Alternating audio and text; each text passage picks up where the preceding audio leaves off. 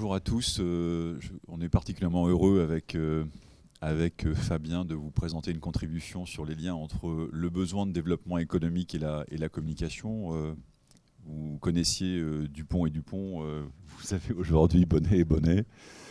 On ne s'est pas concerté pour être drôle, mais en tout cas on s'est concerté pour vous apporter une approche complémentaire autour de cette thématique. Alors, Fabien abordera tout à l'heure la question de l'analyse de l'évolution du rôle de la fonction communication et marketing, dans son rôle notamment de médiation et de cohérence, avec un focus particulier sur des nouveaux métiers, les métiers de chef de projet, de community manager notamment.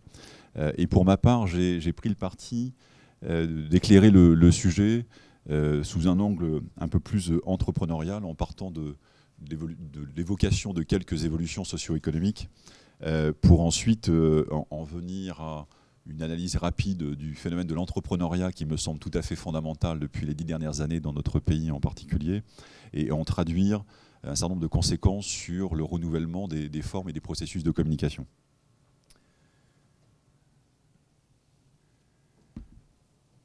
Alors, une précision par ailleurs qui a été très utile dans la préparation de ce travail.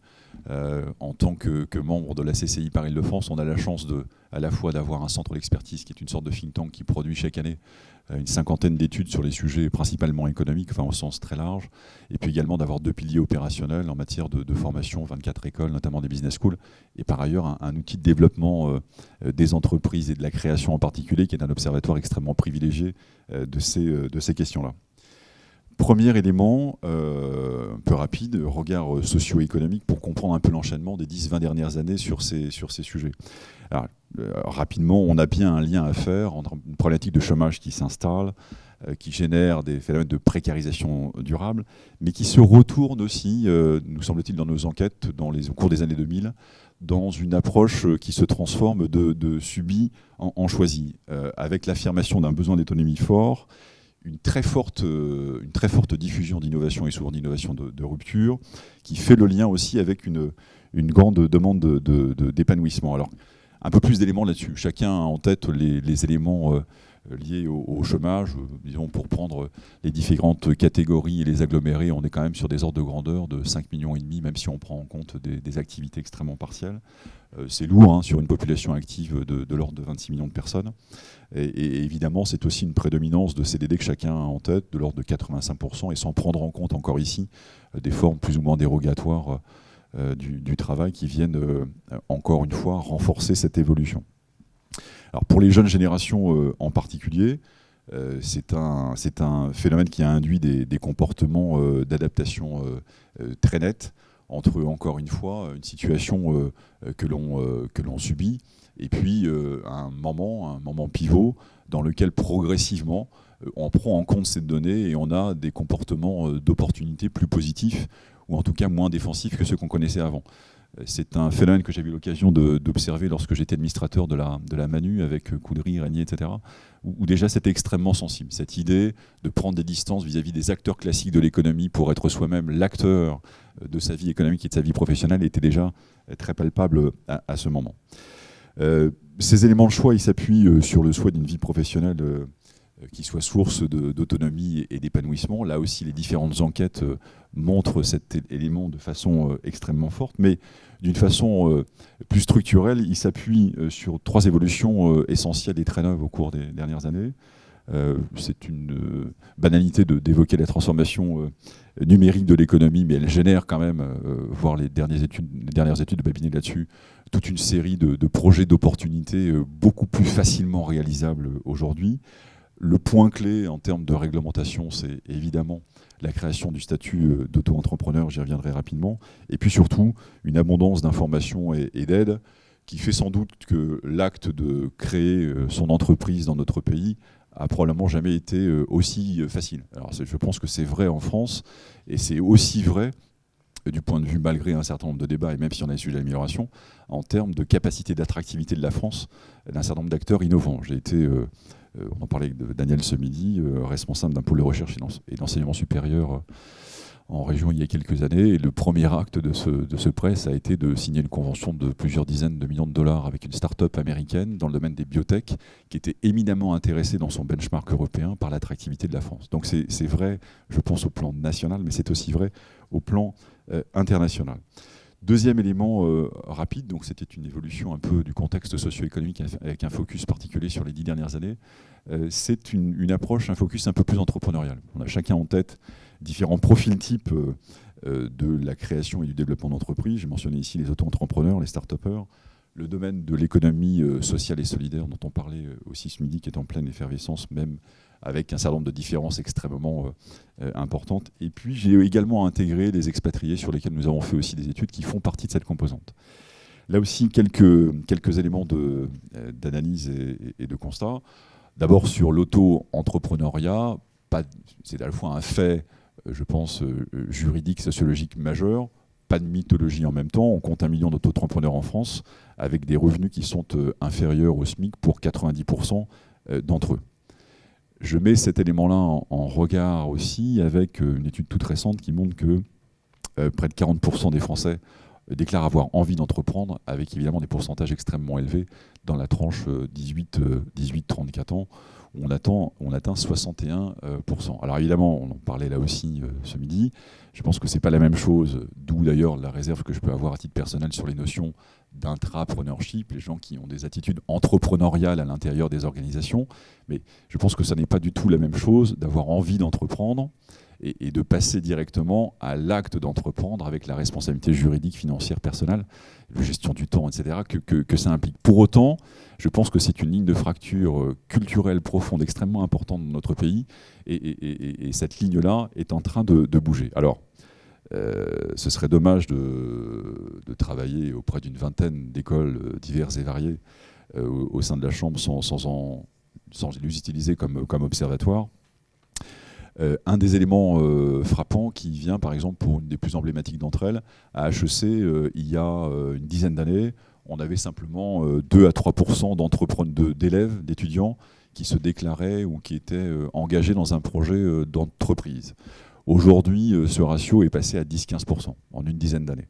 Et c'est tout à fait d'ailleurs comparable avec des ratios qu'on peut trouver, je sais pas, à la Harvard Business School par exemple, et du coup avec des tas de modules entrepreneuriaux qui sont générés derrière. Et puis derrière ça, il y a également, au-delà d'une certaine défiance vis-à-vis d'un certain nombre de métiers, de la finance et du conseil qui ont pu être très forts pour cette tranche-là des managers ou des futurs managers dans les années précédentes, il y a aussi une beaucoup plus grande appétence pour des structures plus petites de type TPE, PME, qui vont justement aussi pouvoir générer de la liberté et de l'autonomie d'action.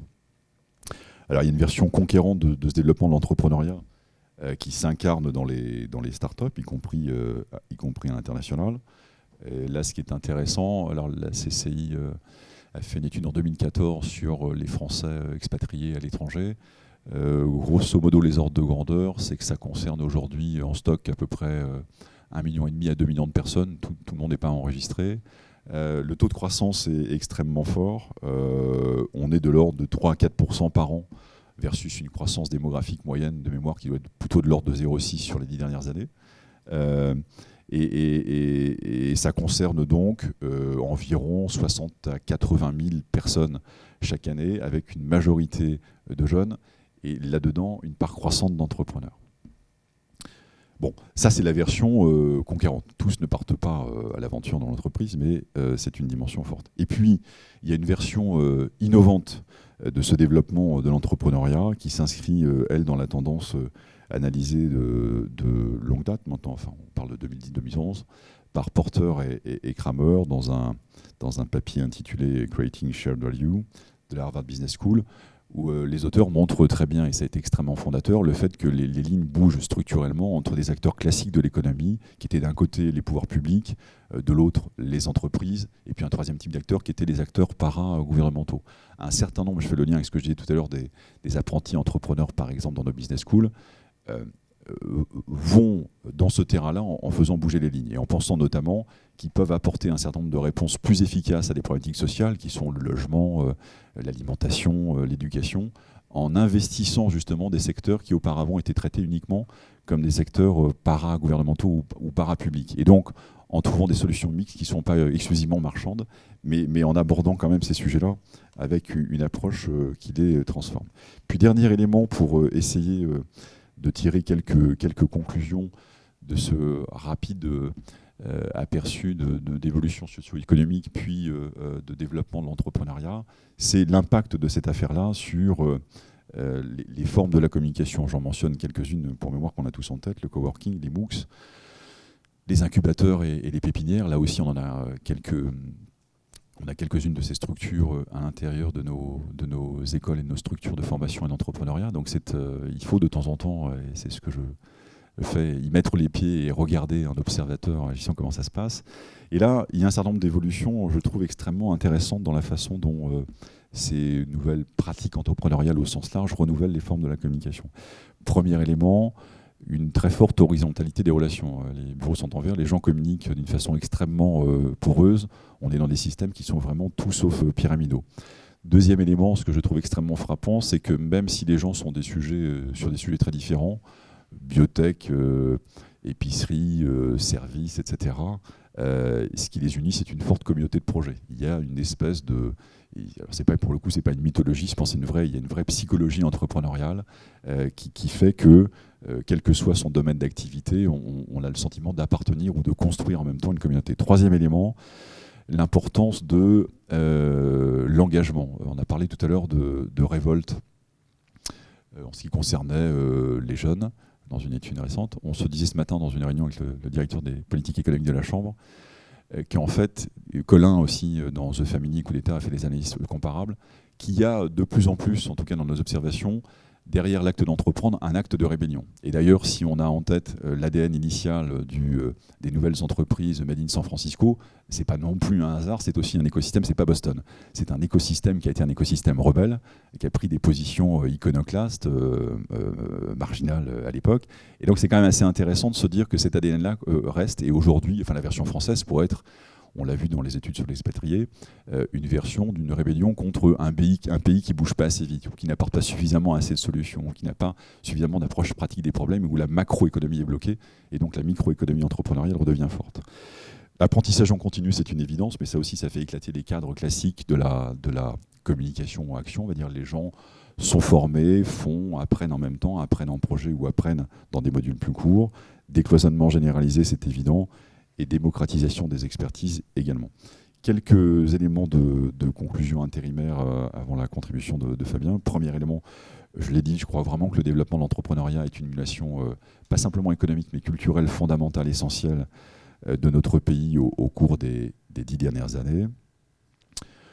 Deuxième élément, il ne faut absolument pas masquer, au contraire, le fait que ça recouvre une très forte hétérogénéité de situations. Je reprends la typologie de Benassé dans une étude récente de l'Institut de l'entreprise sur le micro-entrepreneuriat. Il y a les contraints et les malins dans cette affaire-là. Et puis il y a aussi d'une façon extrêmement aussi frappante des projets qui sont hyper libéraux et des projets qui sont anti-libéraux dans cette mode, ce développement de l'entrepreneuriat, notamment dans le domaine de l'économie sociale et solidaire. Donc même avec cette diversité, c'est quand même un vecteur extrêmement puissant d'évolution des formes de la communication contemporaine. Et puis en guise d'ouverture intermédiaire, je crois qu'on peut se dire que si un des effets, c'est en effet le retour en force ou l'affirmation de communautés ou de nouvelles communautés, ou de communautés renouvelées, c'est du coup aussi un phénomène qui participe à l'éclatement du fait national et à la perte d'un sens commun plus large.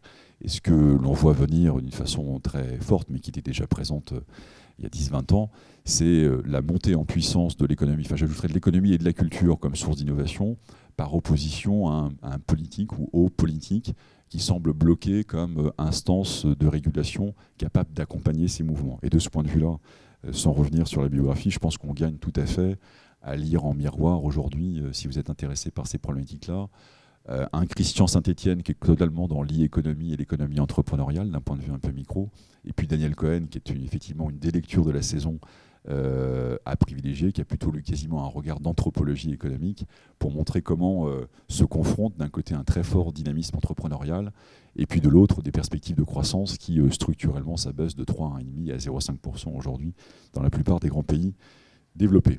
2-3 références que je choisis parmi la liste que je vous propose. Il faut regarder du côté de de Oussama Hamar, Philippe Collin, les gens de The Family, Coup d'État, parce qu'on comprend un certain nombre de choses sur justement l'acte d'entrepreneuriat et ce qu'il génère en termes de relations et de formes de communication, pas simplement, mais aussi. J'ai mentionné Babinet, son dernier bouquin sur l'ère numérique.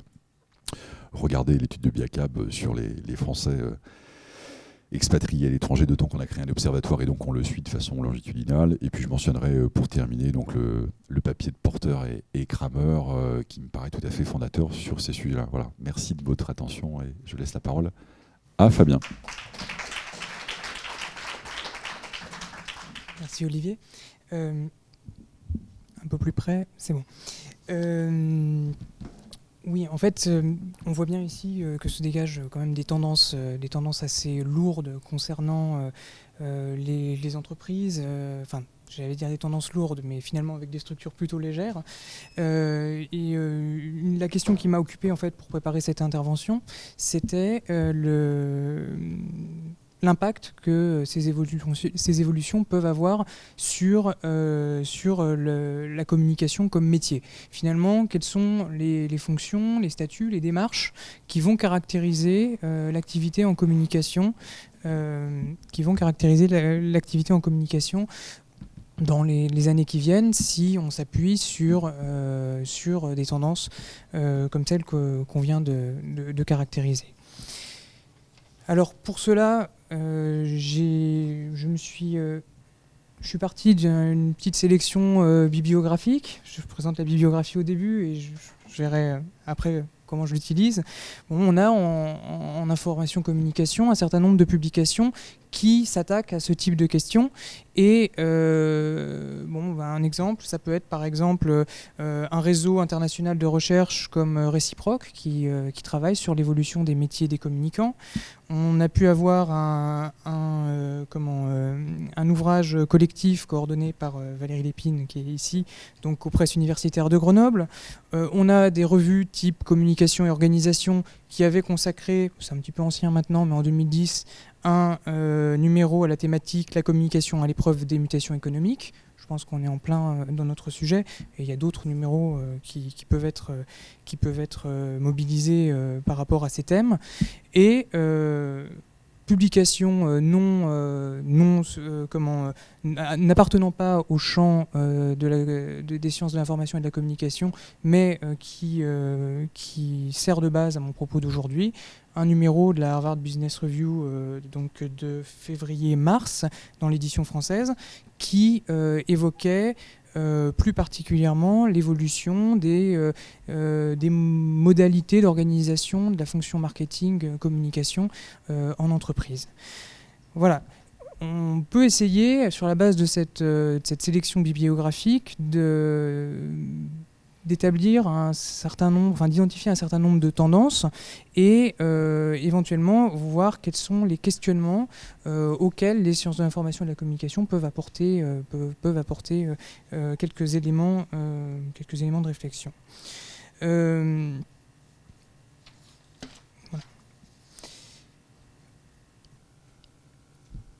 J'ai voulu titrer cette première slide de marketing et communication un potentiel stratégique avéré. C'est complètement bateau comme titre en fait. Mais le but était de jouer sur la fausse évidence puisque certains éléments peuvent nous conduire finalement à se demander quelle est la valeur de cette assertion. Par exemple, si on observe des tendances récentes telles que l'apparition de stratégies de communication qui deviennent des stratégies de relation client, qui dit relation, dit délégation d'une certaine forme de pouvoir ou d'un certain potentiel d'action à quelqu'un qui n'est pas l'entreprise elle-même, et donc finalement une stratégie, si on la traduit en intentionnalité de l'entreprise, qui est un petit peu plus difficile à mettre en œuvre parce que moins contrôlable. On a déjà là un petit problème, d'autant plus que d'un point de vue technologique, ces stratégies de relations clients passent aujourd'hui par une multiplication du nombre de canaux qui sont mobilisés. Et finalement, marketing et communication passe principalement par une action de coordination de ces canaux.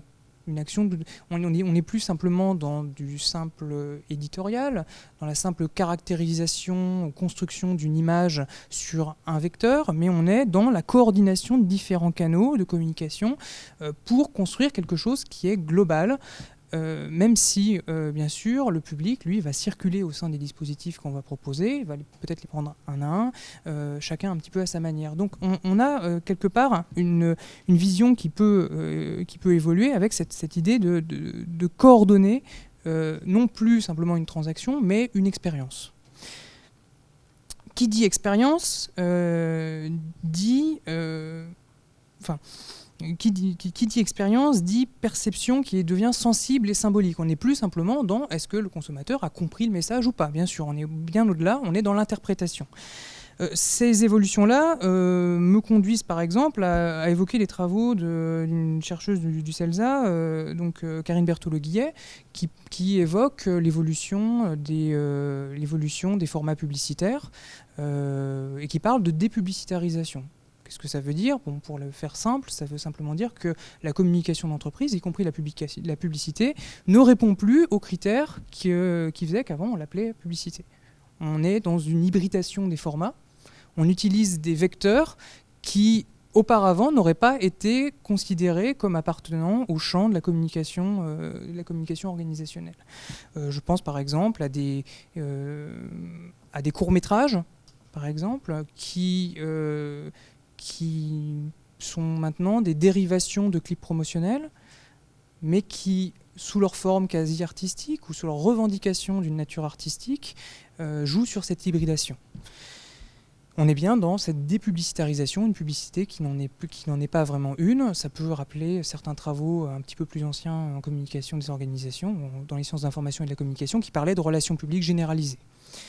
On a également l'importance des canaux numériques. On a dit qu'aujourd'hui, ces stratégies de communication se construisent via plusieurs vecteurs. Il se trouve que ces vecteurs ne sont plus des vecteurs uniquement descendants, mais des vecteurs d'interaction. On peut observer cela principalement à travers le développement des métiers de la veille. Par exemple, le développement des pratiques liées aux metrics, liées au système de recueil de données. Ça va avoir un impact important qui va être celui d'une évaluation de l'activité des communicants au coup par coup, au jour le jour. On va avoir un nombre de likes qui va tomber, on va avoir un nombre de retweets, on va avoir une évaluation de ces activités qui sera peut-être plus difficilement faite sur le long terme, mais plutôt sur un court terme, peut-être imposé par le support choisi lui-même. Il y a un enjeu important là ici par rapport à l'activité des communicants. Et puis si on reprend donc ce numéro de la Harvard Business Review que je vous invite à lire parce que je le trouve très intéressant, vraiment il y a des choses, il y a matière à réfléchir.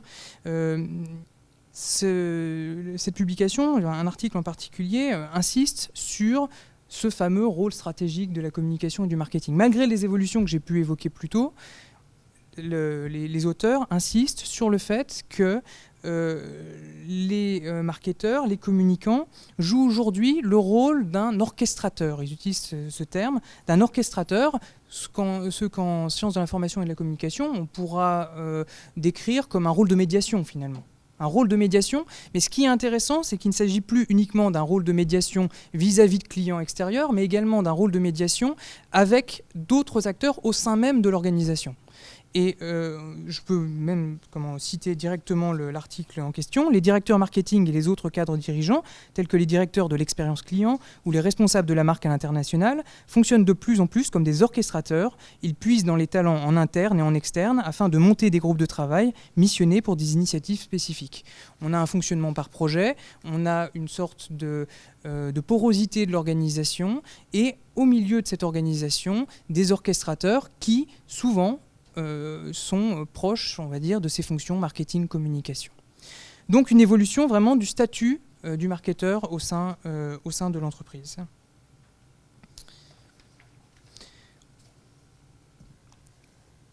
Mais alors, si cette communication peut être stratégique, comme l'avance la Harvard Business Review, on peut se poser la question du lieu de cette décision stratégique.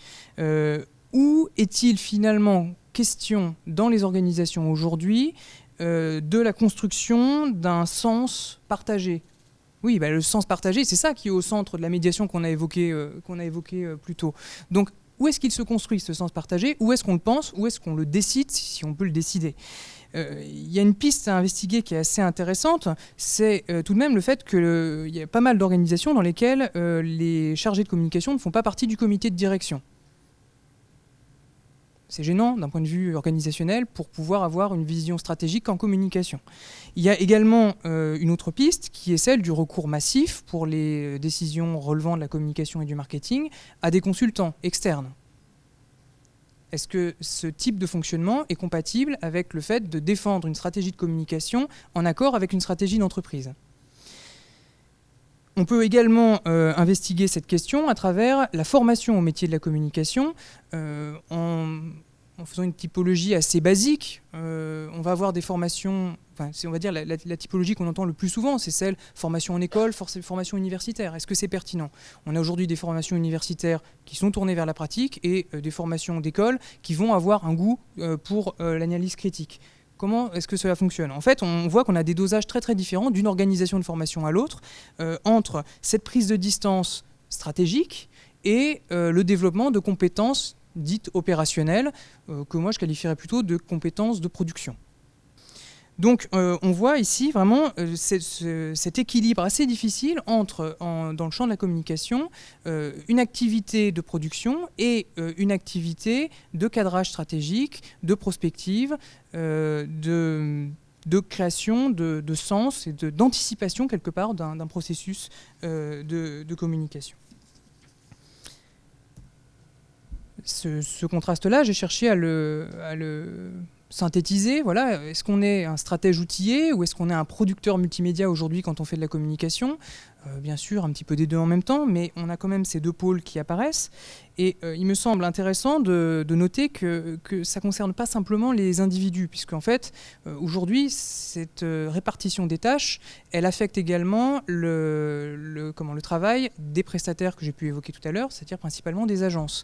On voit que parallèlement à des agences généralistes en communication, se développent des agences issues, on va dire, du domaine plus technique, du domaine de la production. On va parler par exemple des web agencies.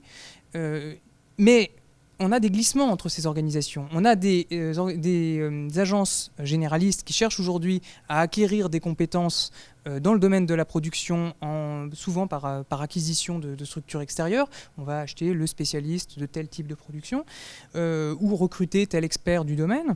Mais on va aussi avoir des agences spécialisées, des web agencies, qui cherchent à quelque part maximiser, j'ai envie de dire, le panier moyen de leurs clients en prenant des projets complets et donc en montant au niveau stratégique, en cherchant à avoir l'intégralité des projets sous leur responsabilité. Et on voit donc ces dynamiques qui apparaissent et je pense qu'il y a pas mal de gens dans la salle qui sont mieux placés que moi pour évoquer ces tendances-là, mais ça redistribue quand même sérieusement les rôles sur le marché du conseil en communication. Ensuite, on a une distinction qui me paraît qu'il me paraît assez intéressant d'évoquer, c'est celle traditionnelle entre marketing et communication. Je suis conscient, bien qu'étant à l'université, du fait que cette distinction dans beaucoup d'organisations n'est pas si évidente que cela. Souvent, la fonction est assumée par les mêmes personnes ou du moins mobilise des équipes proches ou des outils proches. Cependant, il me semble qu'un des apports des travaux qu'on a pu évoquer est de montrer l'intérêt qu'il y a à distinguer les deux, au moins au stade de la réflexion, puisqu'on a cet impératif de médiation au cœur des projets et de médiation également à l'extérieur des projets, qui, à mon avis, est une des plus-values spécifiques de l'activité de communication. Par exemple, si on considère que, par exemple, le marketing conçoit un produit, conçoit une offre, qui est responsable sur le long terme, qui a l'expertise du champ symbolique, du champ culturel? On a parlé tout à l'heure de projets dans lesquels on voit que l'aménagement d'un lieu n'est pas simplement une question d'immobilier, j'ai envie de dire donc de produit, mais une question d'interprétation de ce lieu, une question d'appropriation, une question d'usage. Voilà. Il me semble que c'est ici qu'on voit apparaître une spécificité de la communication. Mais attention, il y a quelque chose qui est extrêmement intéressant à noter également aujourd'hui dans les travaux en marketing, c'est qu'il ne faut pas caricaturer ce qui se passe dans le champ du marketing. Aujourd'hui, en marketing, on nous parle de marques. On nous parle beaucoup de marques. Qu'est-ce que ça veut dire les marques, sinon une question d'identité? La question d'identité dont on parle depuis des années en sciences humaines et sociales. On a aujourd'hui le marketing relationnel. Ce marketing relationnel suppose une construction réciproque d'identité. Une identité du public, une identité de l'entreprise elle-même. Cette marque, aujourd'hui, elle est principalement liée à des fonctions marketing, mais elle est une construction sensible, une construction qui a un lieu d'interprétation. On a besoin de pouvoir la penser. Quel est le lieu de cette prise de décision? Quel est le lieu si la fonction communication est considérée comme celle qui va produire des supports ou si la fonction communication est externalisée complètement? On a une vraie question, il me semble, qui pose en fait la question du statut des cadres dans la fonction communication. Et il me semble également que cette fonction, cette fonction des cadres, elle est questionnée par le mode de formation et le mode de progression professionnelle des cadres en communication. Alors, moi, je voudrais ouvrir par la suite aux questions de la salle, vous inviter à l'échange pour réagir à ce fait on a dans certains ouvrages dans certains ouvrages des travaux de recherche actuels qui nous montrent une certaine frustration des professionnels de la communication face à cette dualité de leur activité. Nécessité de produire des supports sur commande, souvent du marketing, et nécessité de se projeter, nécessité de construire une pensée stratégique, une projection d'une organisation dans un avenir concurrentiel. Comment est-ce que les acteurs peuvent se positionner par rapport à ces contraintes? C'est une question que je vous pose, et il me semble que c'est vraiment un point de convergence qu'il y a actuellement entre des publications dans le champ professionnel, Harvard Business Review par exemple, ou d'autres, et des communications dans le champ des recherches en sciences humaines et sociales. Je vous remercie.